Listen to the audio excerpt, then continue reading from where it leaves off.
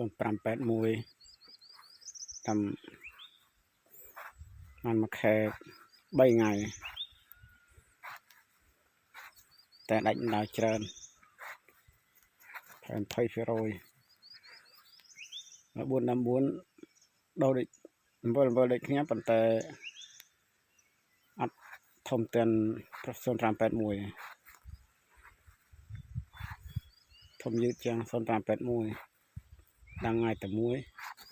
ហើយដាច់ដល់ច្រើនជាង0581ទៀតការកាប់ដើមទុកទុកដូចគ្នាទេអាយុកាលទុក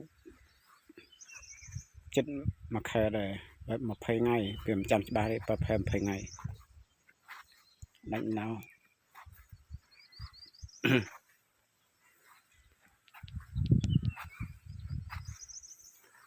ទៅពូជទាំងពីរនេះខ្សោយពេលកាប់ទុករយៈពេល20ថ្ងៃអីខ្សោយអត់ដូចពូជយើងក្នុងស្រុកទេពូជយើងក្នុងស្រុកដូចជាពូជ81 KU72 KU5 ទុកត្រឹម20ថ្ងៃទៅមួយខែអត់ទាន់អីទេអត់ទាន់គ្រោះថ្នាក់ទេតែពូជនេះខ្សោយខ្លាំង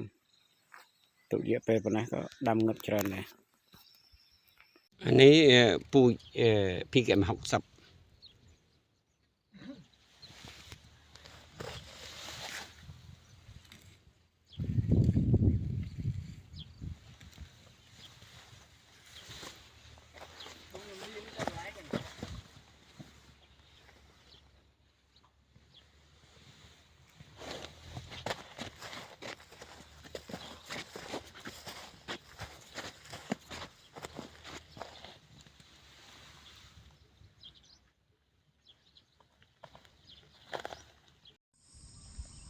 นี่คือปู5N5คลังแมนปูนี่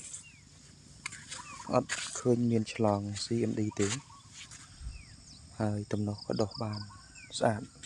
អត់បាត់ទេទេទៅចាប់ដើមដុះ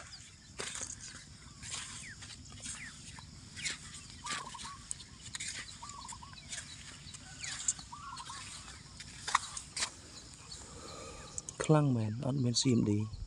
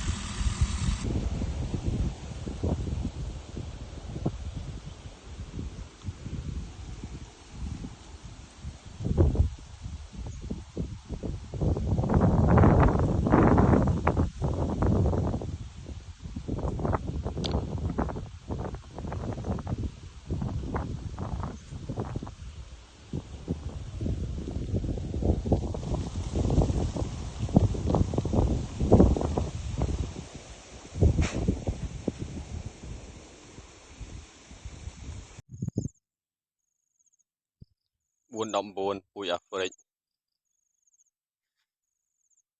កាត់យកទៅដាំប្រហែលកាត់ដើមយកទៅដាំប្រហែលជាមួយខែលើសតិចតួចនៅលុះកំពង់វិញនៅស្ដុកនោះដើមនៅសល់មិនទាន់បានកាត់យកទៅផ្សំបន្ត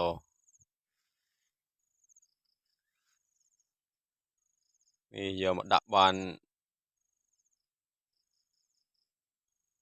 6រងបណ្ដោយប្រហែលជា110ម៉ែត្រសាកដាំមើល1ម៉ែត្រមួយឆ្នាំក្រោយបានពូជច្រើនណាស់បើសិនជាពូជល្អមែនអត់មានជំងឺស៊ុបមូស្អីទេអូប៉ុន្តែមើលមិនដឹងយ៉ាងណាអត់ទាន់ដឹងនេះចេះឆ្ងល់ថាវាស្អីវាកាត់ស្លឹកដលងព្រឹកមកឃើញស្លឹកដលងធ្លាក់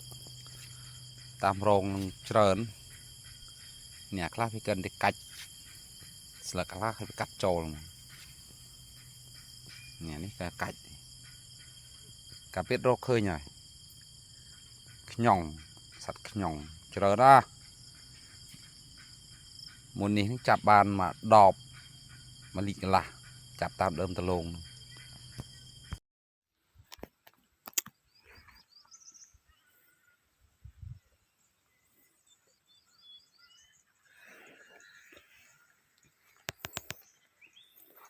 Son 581 tầmมันมาแค่3 ngày แต่ដាច់ដល់ច្រើន20%414ដូរដូច7ដូចគ្នាប៉ុន្តែអត់ធំទាន់0581ធំយឺតជាង0581ដល់ថ្ងៃតែមួយហើយដាច់ដល់ច្រើនជាង0581ទៀតការកាប់ដើមទុកបាត់ទុកដូចគ្នាទេអាយុកាលទុកចិត្តមួយខែដែរបែប20 ថ្ងៃវាមិនចាំច្បាស់ទេប្រហែល20 ថ្ងៃដាច់ដល់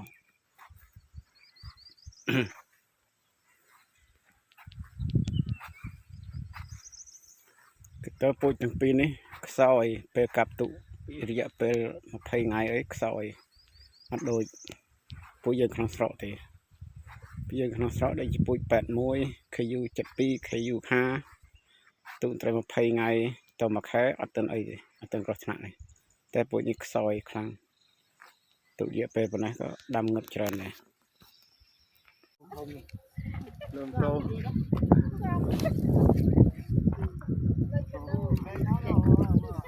បានលីស្លាញ់ទៅចេះខកមកគុំខាងមកគុំមកមើលអូមិនញ៉ាំប៉ុណ្ណា